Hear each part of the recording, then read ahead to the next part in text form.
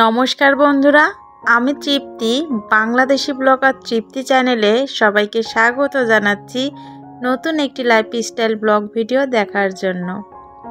শীতের সকালের একরাশ প্রীতি, শুভেচ্ছা ও ভালোবাসা জানিয়ে আজকের ভিডিওটি শুরু করছি।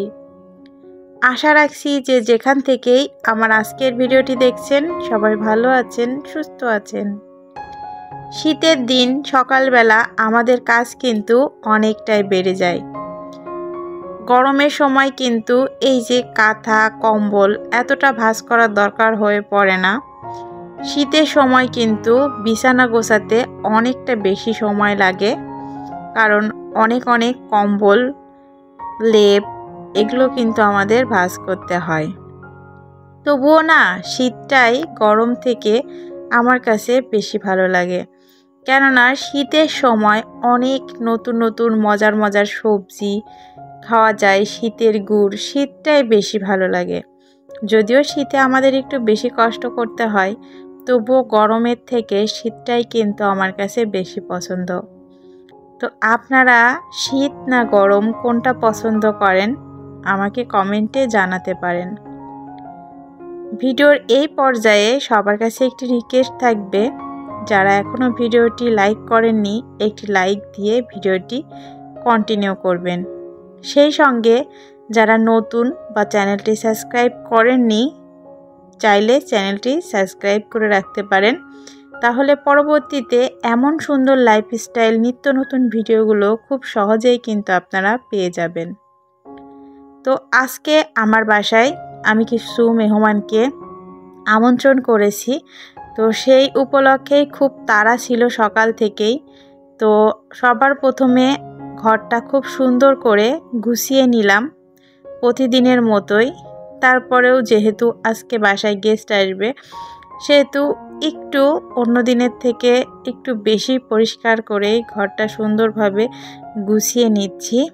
তারপর অন্যান্য কাজ সেরে রান্না করতে হবে, কারণ আজকে দুপুরবেলা অনেকগুলো রান্না করব। আর একা হাতে এতগুলো রান্না করে ঠিক টাইমের মধ্যে আমি কিভাবে বুদ্ধি করে গেস্টদের আপ্যায়ন করি সেটাই কিন্তু থাকছে আজকের ভিডিওতে। তাই সবাইকে বলবো অন্য দিনের মতো আজকে ভিডিওটা স্কিপ করবেন না, পুরোটা জুড়ে আমার সঙ্গে থাকবেন। আশা রাখছি আপনাদের ভালো লাগবে, এবং যারা নতুন গৃহিণী, নতুন সংসার শুরু করেছেন তাদের জন্য একটু হলেও আজকের ভিডিওটি হেল্পফুল হবে। তো সারাদিন তো অনেকটাই কাজ করতে হবে, যার কারণে সকালবেলা হালকা হলেও একটু এনার্জির জন্য দুধ চা আর ব্রেড টোস্ট করে নিয়েছি। আর তার সঙ্গে এই যে সল্টেজ বিস্কুটগুলো, এগুলো কিন্তু আমার কাছে খেতে অনেক ভালো লাগে। যদিও সবগুলো কিন্তু আমি খাইনি, জাস্ট নিয়েছিলাম। পাশে হচ্ছে অর্চিতাও খাচ্ছিল চা, তো ও আর আমি দুজন মিলেই খেয়েছিলাম। আসলে একটা ভিডিওর সৌন্দর্য, ভিডিওটা ভালো লাগার জন্য আমরা কিন্তু কত সাজিয়ে গুছিয়ে কত সুন্দরভাবে একটি ভিডিও করার চেষ্টা করি, যাতে আপনাদের ভালো লাগে, আপনারা ভিডিওটি স্কিপ না করে চলে যান। তারপরেও কেন জানি না, এই যে 8-10 মিনিটের ভিডিওতে 5-6 মিনিট করেও আপনারা থাকেন না। 2 থেকে 3 মিনিটের বেশি ওয়াচ টাইম হতেই চায় না, কেন জানি না। আমার পক্ষে যতটা সম্ভব আমি তো আমার সবটুকু দিয়ে চেষ্টা করি আমার দর্শকদের ধরে রাখার। আর ভিডিওতে অবাঞ্ছিত কোনো অংশই আমি রাখি না। 1-2 সেকেন্ড হলেও আমি সেটা কেটে ফেলে দিই, যাতে কেউ বোরিং ফিল না করে, স্কিপ না করে। তারপরেও জানি না কেন এমনটা করে, সবটাই হয়তো আমার ভাগ্য।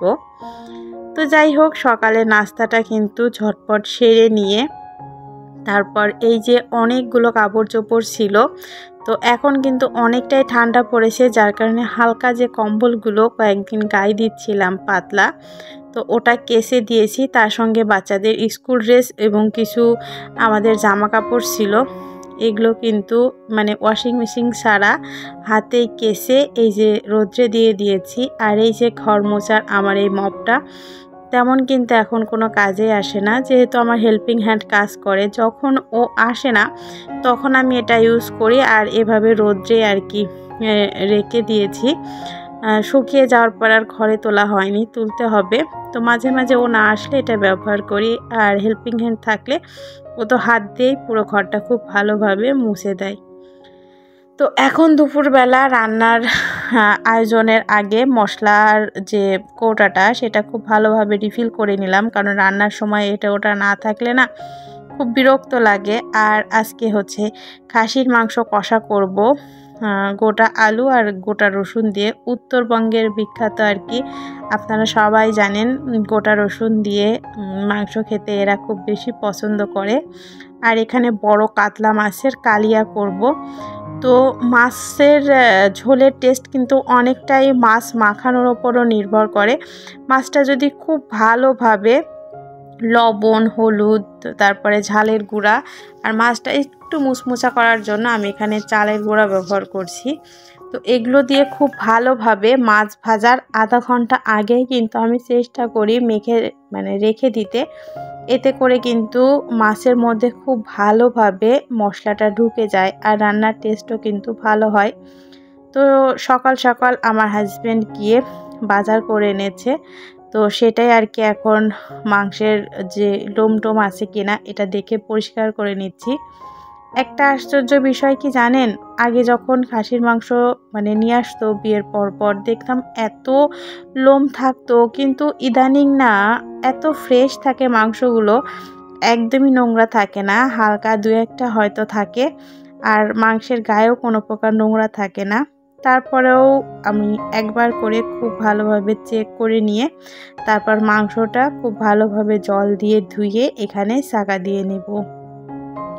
তো আজকে যেহেতু অনেক রকম রান্না করব, এই জন্য কিন্তু আমি আগের দিনই বুদ্ধি করে রান্নার যে মশলাগুলো হয় সেগুলো আর কি আমি বাটিয়ে রেখেছিলাম। আর এখানে হচ্ছে আমি রান্নার আধা ঘন্টা আগে এই যে মটরের ডাল এটা ভিজিয়ে দিচ্ছি। আপনারা হয়তো অনেকেই মটরের ডাল চেনেন না, কারণ সবাই মসুরের ডালটাই খুব বেশি, মুগের ডাল, মসুরের ডাল এগুলো খান।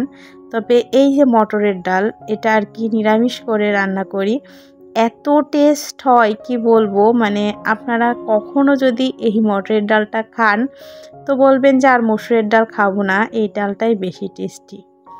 তো বললাম না আমি গতকালই বাটনা করে রেখেছিলাম, আর সেগুলো আর কি আমি নর্মাল ফ্রিজে রেখেছিলাম, ডিপ ফ্রিজে তুলিনি, যাতে এখন তো ঠান্ডার সময় বরফটা গলতে অনেকটা সময় লাগে, যার কারণে পেঁয়াজ, রসুন, আদা, জিরা, ডাল বাটা, তারপরে যে মশলাগুলো আমার রান্নাতে লাগবে, গরম মশলা বাটা, সবগুলোই কালকে বাটনা করে নর্মাল ফ্রিজে রেখেছিলাম। আর আজকে পেঁয়াজ, আলু এবং আদার্স যে সবজিগুলো রান্না করছি সেগুলোই ঝটপট করে কেটে নেওয়া হয়েছে।